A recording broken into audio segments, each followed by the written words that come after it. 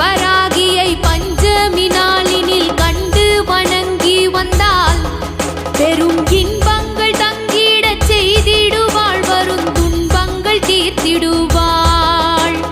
சிங்கத்தின் மீதினில் வந்தருள் செய்திடும் சிந்துர வண்ணத்தினாள், அன்னை செங்கையில் சங்குடன் சக்கரம் கொண்டவள் விஷ்ணுவின் அம்சத்தினாள்.